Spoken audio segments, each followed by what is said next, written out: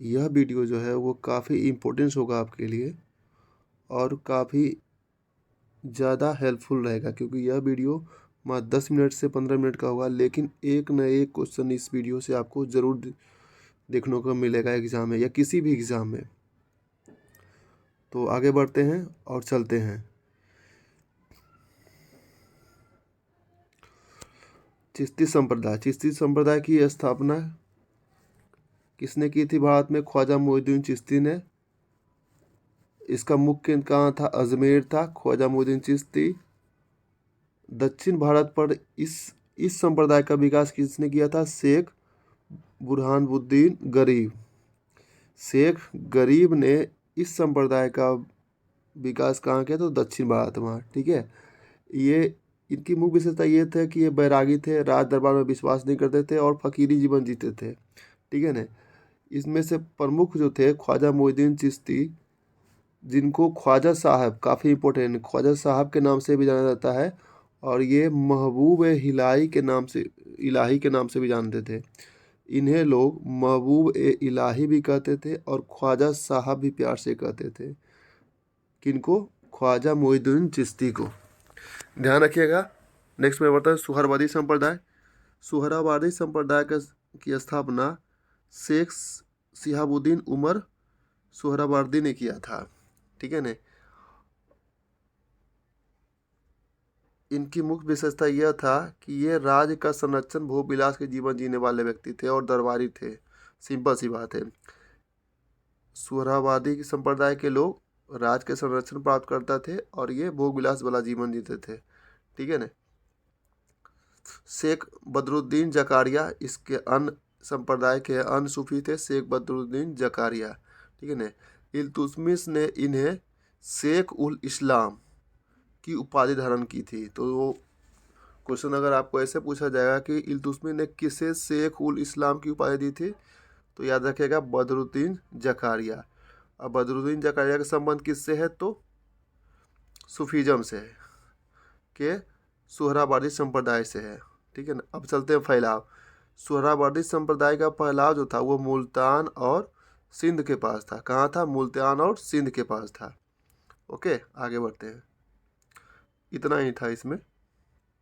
और ये भी याद रखना है आपको कि सुहरावर्दी संप्रदाय के अन्य शाखा था फिरदौसी संप्रदाय। ठीक है। और फिरदौसी संप्रदाय का फैलाव कहाँ था? बिहार में। जबकि सुहरावर्दी संप्रदाय का फैलाव मुल्तान और सिंध में था। ठीक है। और इसी फिरदौसी संप्रदाय के एक कौन थे? याद रखना, याह्या मनेरी आपको याद है। पटना के मनेरी जगह पर इनका मकबरा बना हुआ है, कब्रगाह बना हुआ है। और इनके पत्रों का संग्रह क्या बोलते हैं? मकतूबात। ये काफ़ी इंपॉर्टेंस है। याह्या मनेरी के पत्रों के संग्रह क्या बोलते हैं? मकतूबात। आगे बढ़ते हैं। सतारी संप्रदाय के संस्थापक कौन थे इसके? शेख अब्दुल्ला सत्तार। इनके अन्य शिष्य थे कौन? अन्य सूफी थे कौन? मोहम्मद गौस जो कि संगीत के विकास में काफ़ी योगदान दिए थे। मोहम्मद गौस के शिष्य थे कौन? तानसेन। याद रखिएगा, मोहम्मद गौस के शिष्य कौन थे? तानसेन। मोहम्मद गौस ने कृष्ण को औलिया के रूप में माना था। याद रखिएगा, मोहम्मद गौस ने कृष्ण को औलिया के रूप में माना था। सतारी संप्रदाय का जो फैलाव हुआ था वो मुख्यतः कहाँ हुआ था? जौनपुर, बंगाल और दक्कन क्षेत्र में हुआ था। मोहम्मद गौस कहाँ के थे? ग्वालियर में इनकी मृत्यु हुई थी और वहीं पर इनका मकबरा बनाया गया था। तानसेन आपको पता है किनके समय में थे? चलिए आगे बढ़ते हैं। ये थोड़ा सा ध्यान रखिएगा कि निकेतन जो रूसी यात्री था वो बहमनी साम्राज्य के मोहम्मद तृतीय के शासनकाल में आया था। चलिए आगे मैं बढ़ता हूँ। कादरी सिलसिला के संस्थापक कौन थे? तो 12वीं सेंचुरी के आसपास बगदाद में इसकी स्थापना अब्दुल कादिर जिलानी ने किया था, जबकि इंडिया में शेख मीर मोहम्मद ने किया था। कादिर सिलसिला संबंधित थे कौन? तो दारा शिकोह। ये काफ़ी रूढ़िवादी थे, कट्टरपंथी थे और इंडिया सिंध तक इनका फैलाव था। मुख्यतः कहाँ तक फैलाव था? सिंध तक। याद रखिएगा, ये पूरे सिलसिला में से या संप्रदाय में से सबसे कट्टर कौन थे? तो कादरी सिलसिला के लोग। नेक्स्ट बढ़ते हैं। नक्शबंदी सिलसिला का स्थापना ख्वाजा उबैदुल्लाह ने किया था। ठीक है ना। बाद में इसकी स्थापना वकी बिल्लाह, बस वकी बिल्लाह को ध्यान में रखिए, आगे बढ़िए। संत शेख अहमद सरहिंदी ये जो थे नक्शबंदी सिलसिला के प्रमुख सूफी थे। इन्होंने अकबर के उदार नीति, जो अकबर ने उदार नीति चलाई थी, ठीक है ना, जो भी सुलह ए कुल नीति, उनका ये विरोध किया था। किन्होंने अकबर की उदार नीति का विरोध किया था? तो शेख अहमद सरहिंदी ने किया था। चलिए आगे बढ़ते हैं, ये लास्ट था, तो याद रखिएगा अच्छी तरह से। एक बार फिर से देख लेता हूँ सारा के सारा। नक्शबंदी सिलसिला उबैदुल्लाह, नक्शबंदी सिलसिला आएगा तो ख्वाजा उबैदुल्लाह। ठीक है, चलिए आगे बढ़ते हैं। कुछ इंपॉर्टेंट फैक्ट्स है, ये फैक्ट्स काफ़ी इंपॉर्टेंस रहेगा आपको। गजशंकर के नाम से कौन विख्यात था? तो बाबा फरीद। ठीक है ना। बाबा फरीद मुख्यतः किसके थे? ये कुतुबुद्दीन बख्तियार काकी के शिष्य थे। ये भी चिश्ती संप्रदाय से संबंधित है।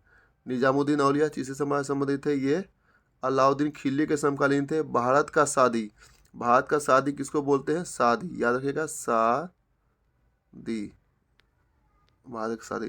तो भारत का सादी बोलते हैं किसको? अमीर हसन को बोलते हैं, याद रखिए।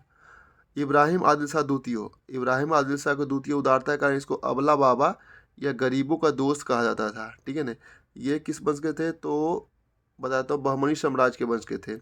इन्होंने एक भाषा लिखा किताबुल नौरस। ठीक है ना। क्या लिखा? किताब ए नौरस। जगत गुरु की उपाधि इनको दिया गया था। स्थानीय लोगों ने इनको जगत गुरु की उपाधि भी दिया, किसको? इब्राहिम आदिल शाह को। नेक्स्ट है, ये लास्ट है, महमूद गवाह के पत्रों का संग्रह क्या बोलता है? रिजायुल इंसा। महमूद गवाह बहमनी साम्राज्य के एक मंत्री था, जिनको फांसी पर लटका दिया था किसने? तो मोहम्मद तूतिये ने। चलिए, हुमायूं शाह को दक्कन का नीरो कहते था और इनको जालिम भी कहते थे। ये तीनों के तीनों जो थे वो बहमनी साम्राज्य से संबंधित थे। एक इसमें मंत्री था, बाकी दोनों के दोनों कौन थे? शासक थे वहाँ के। चलिए इसी में आगे बढ़ता हूँ मैं। बंगाल शासक अलाउद्दीन जिसको सत्यपीर आंदोलन चलाया था, अलाउद्दीन किसके समकालीन थे? तो चैतन्य महाप्रभु के समकालीन थे। इसके शासनकाल में श्री कृष्ण विजय की रचना किसने की? थे मालधर वसु ने। ध्यान रखिएगा, शासक अलाउद्दीन के समय में श्री कृष्ण विजय की रचना मालधर वसु ने किया था। गुलाम अहमद ने स्वयं को मोहम्मद अहमद साहब के बाद एक और पैगंबर घोषित किया। इन्होंने कृष्ण का अवतार बताया खुद को गुलाम अहमद ने कृष्ण का अवतार बताया। जबकि कृष्ण को औलिया के रूप में किसने माना? ये पूछा जाए तो उसने बोलेगा मोहम्मद गौस। देखिएगा, मोहम्मद गौस ने कृष्ण को औलिया के रूप में माना, जबकि गुलाम अहमद ने कृष्ण का अवतार खुद को बताया। और ये गुलाम अहमद वही है जो कदायनी आंदोलन या फिर अहमदिया आंदोलन के प्रवर्तक माने जाते हैं। ध्यान रखिए। बस ये 10 मिनट का वीडियो आपको काफ़ी इम्पोर्टेंस रहेगा आपके किसी भी एग्ज़ाम के लिए। Thank you.